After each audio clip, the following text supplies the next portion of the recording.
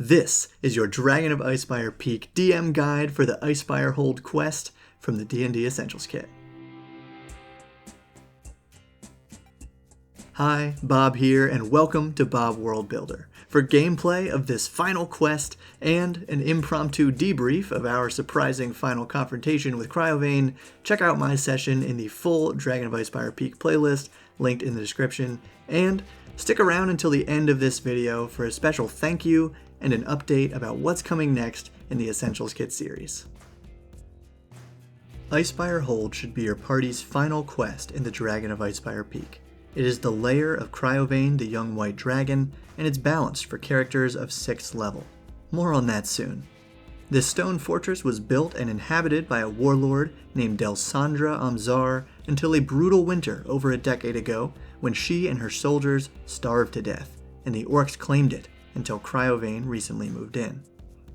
While the peak itself is said to be visible from Phandalin on a clear day, finding Icespire Hold is written to be a challenge, unless your PCs instantly learn its location from their vision at the Shrine of Savras. Your party can search by navigating the Sword Coast map, spotting the hold if they come within 1 hex of it. They can ask a captured orc who attacked Phandalin, or an NPC suggests they visit the Shrine of Tamora in town for a blessing, where they'll come across a mysterious cloaked rider, Dobin Norith. Both he and his horse know the way to the lair. Definitely grant some inspiration if your party gets the horse to give them directions. The hold is only about a day and a half from Phandalin, and your characters can find a very helpful frozen ogre along the way. Iced by Cryovane's breath, but too big to carry away, the ogre has a number of mundane items, and if your characters are low on healing magic, they find 3 potions of healing in the ogre's belongings. Speaking of freezing, Icespire Peak is freaking cold! The Icespire Hold features section summarizes the rules you'll need for extreme cold, basically rolling a DC 10 Constitution save every hour to avoid exhaustion. But if you want to make this final quest location a little more extreme, check out the Tundra section of my Wilderness Survival video where we go over a mechanic for cold tolerance. And in addition to Cryovane and the cold, Icespire Hold has one more threat. Stone Cold Steve Really? Oh. The Stone Cold Reavers, a party of 5 human brigands who infiltrated the gatehouse, planning to plunder the hold next time Cryovane leaves. It's not clear how long they've been waiting, but their 5th member, Dobin Norith at the Shrine of Luck, is in town for supplies, so we can assume it's been at least several days. I like how each Reaver has a brief profile, though I would change the name of their leader, Celine, because it's way too close to Zeline, the leader of the Whiskered Gang Wererats. But since she's written to lie constantly, she'll probably give your party a false name anyway, and it may as well be Steve. Furthermore, Celine is written to be a risk-taker, living as though each day will be her last, so you could have her and the Reavers join your party against the dragon. This makes the fight easier for your party, but harder for you to manage, and I feel that any Reavers who survive would instantly turn on your PCs to maximize their share of the horde, and it would be really disappointing if your party defeats the dragon only to be bested by some thieves they just met over a dragon horde that doesn't actually exist.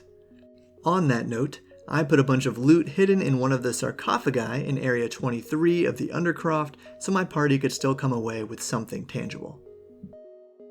In any case, the Reaver keeping watch in Area 6 will certainly spot your party unless they come at night, because she doesn't have dark vision.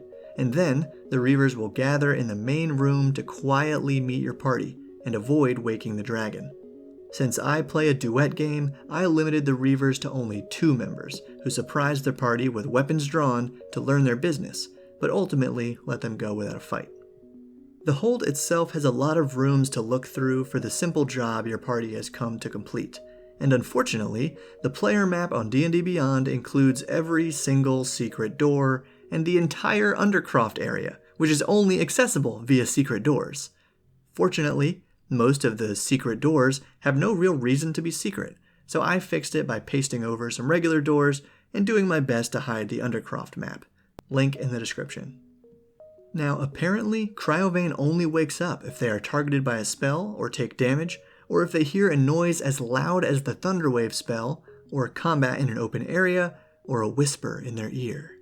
Though I would rule that any loud noises in the rooms with chimneys would also alert the dragon, and rather than fly off and circle around, Cryovane should pretend to stay sleeping, facing the doorway to the roof, ready to unleash their breath weapon.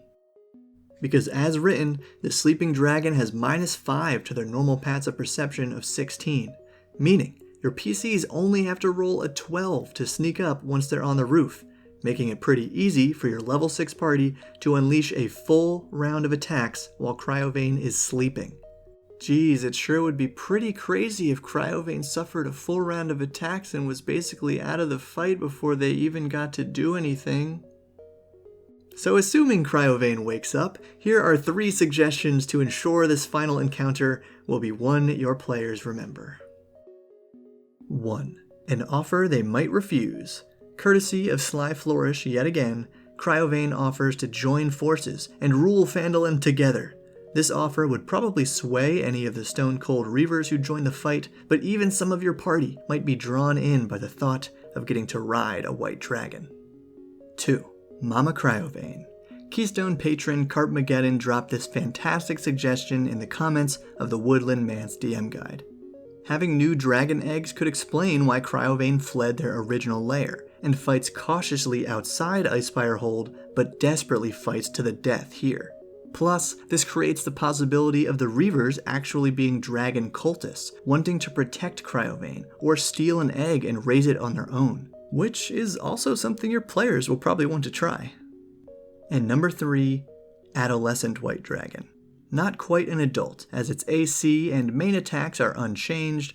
This dragon is a little bigger, it has more hit points, increased perception, a tail attack, 1 use of a legendary resistance, and most important in my opinion, 1 layer action, the North Wind, which might just push your party right off this icy roof.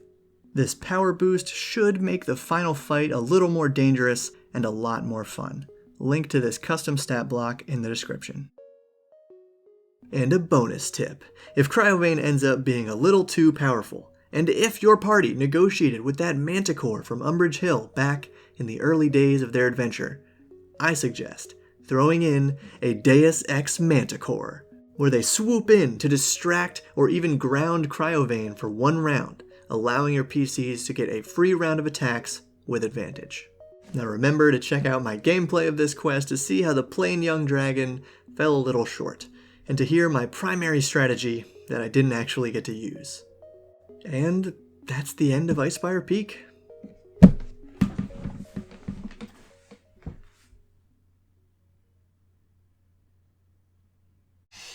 Okay, just kidding. So, I've been making these guides for almost a year, and while the videos have evolved over the course of this series, your support has been strong and steady. My goal was to build a community of 1,000 people in the first year of this channel, and we made it to 3,000 in that time because of your likes, your shares, and your comments here and over on Reddit, and because of the amazing support from the Bob World Builder patrons.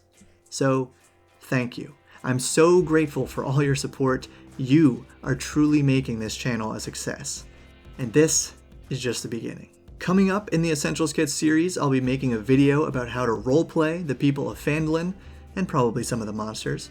There will be DM guides for the 3 expansion quests, a debrief of my whole campaign about what I would do differently, and I'm working on a supplement to make Neverwinter Wood as cool as it should be, and a guide to the guides, linking all the great resources for Icespire Peak besides this series.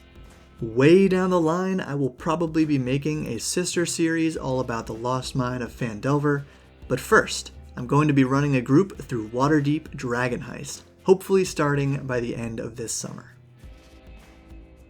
So let me know in the comments what you are most excited to see from this channel, and check out some of my other videos. I'm really proud of my new Spellcasting 101 video. I think it's the perfect quick guide for new DMs and players. Till next time, thank you for watching, and keep building.